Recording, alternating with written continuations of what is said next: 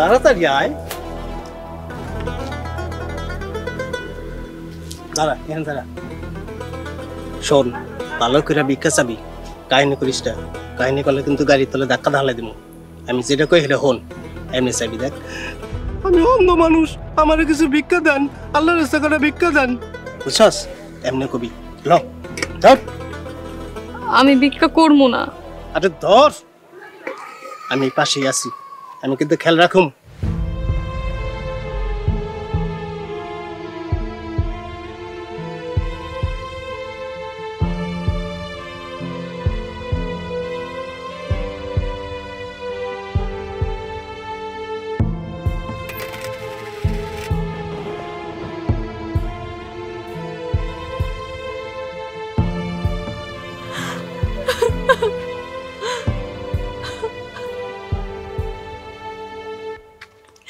কান্দোকে তুমি? আমার ভিক্ষা দেন।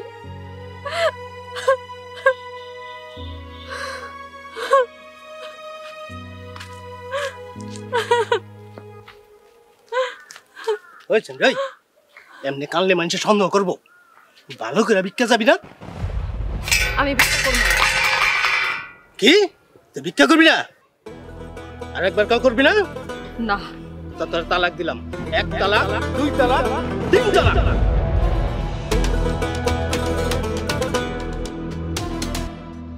হ্যালো বাবা কবির, তুমি কোথায়? 3 রাস্তার মোড়ে আসো। এই শ্যামলির আমি তালাক দিছি, আর বাপের বাড়ি পৌঁছে দিয়া হোক। দিছি তার ব্যবস্থা করে। এবার তুই দেখ কেমন মজা লাগে।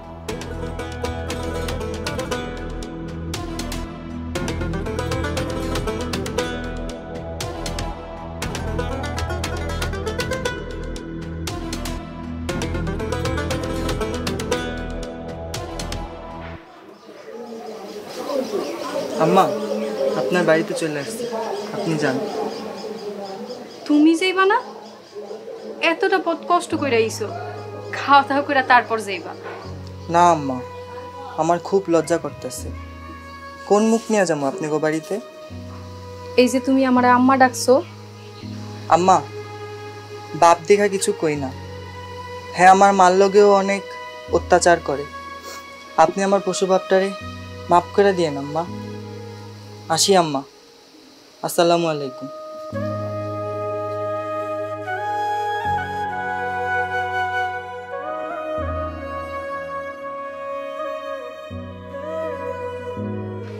ফজর, যোহর, আসর, মাগরিব আর ইশা।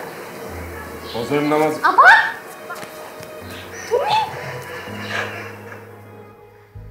কেমন আছো?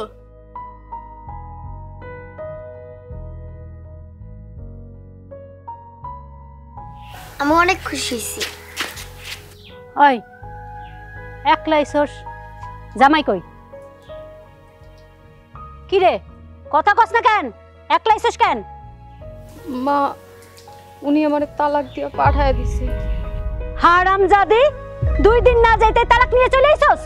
ও লক্ষ্মী অপে, বলো বলো এই বাড়ি থেকে। তোর মতো মায়ের জায়গা নেই বাড়িতে। আমি কই যামু? যেইখানে মন চায় সেখানে যা, যা বলো। এখন মানে আমার চোখে সামনে। কি বার বাড়িতে এত চিল্লাচিল্লি কেন? কি হয়েছে? রাবিয়া, কি রে মা, তুই কখন আইলি? আব্বা, উনি আমারে দিয়া ভিক্ষা করাইতে চাইছে। আমি ভিক্ষা করতে চাই নাই দেখে আমারে তালাক দিয়া পাঠায় দিছে। কি কস?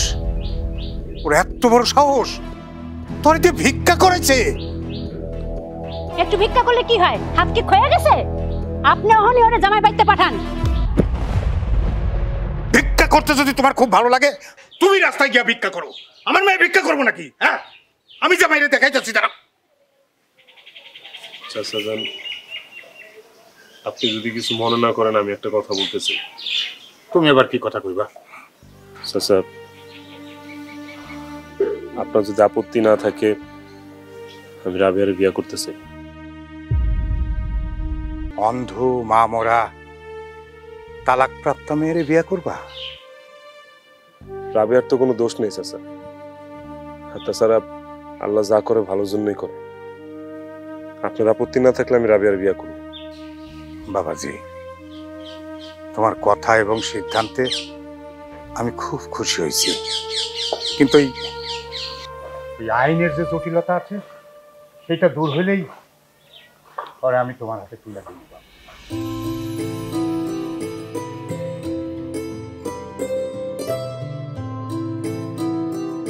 শোনেন,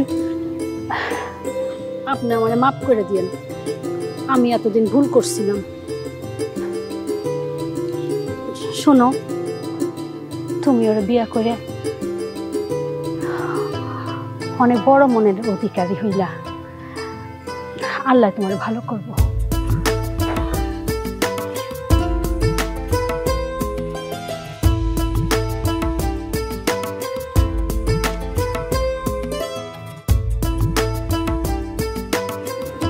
মাশাআল্লাহ, মাশাআল্লাহ, তুমি হইলে আমার জন্য আল্লাহর দেয়া অনেক বড় একটা নিয়ামত। আল্লাহর কাছে লাখ লাখ শুকরিয়া যে তোমার মতো একটা মেয়ের আল্লাহ আমার বউ হিসেবে পাঠিয়েছে। আমার মতো অন্ধ মেয়েরে বিয়ে করছেন, এখন তো আপনার সারা জীবন কষ্ট করে যাইতে হইব। কিসের কষ্ট? আমি সারা জীবন তোমার সেবা করবো, তোমার দেখাশোনা করবো, তোমার যা যা লাগে আমি সব করবো। তোমার কাজ হচ্ছে তুমি শুধু নামাজ পড়বা, নামাজ পড়ে আমাদের জন্য দোয়া করবে, আর কিচ্ছু লাগবে। আমি তোমার হলে ঢাকা যাবো, বড় ডাক্তার দেখামো, আমার একটা চোখও আমি তোমার দেয়া দিব, তারপর তুমি সব দেখতে পারবে। না না, খবরদার, এই কাজ জীবনও করবেন না। আপনার দেখা হইলেই আমার দেখা হয়ে যাবে।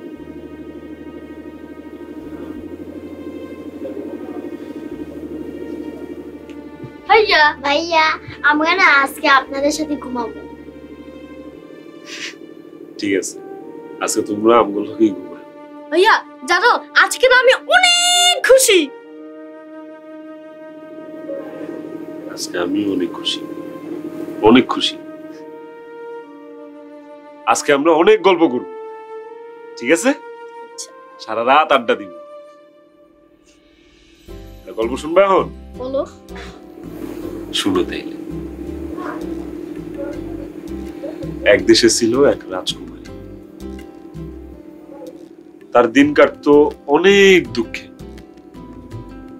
হঠাৎ একদিন ওই রাজকুমারীর সাথে একটা রাখালের দেখা হলো। তারপর তারা দুইজন বিয়ে করল।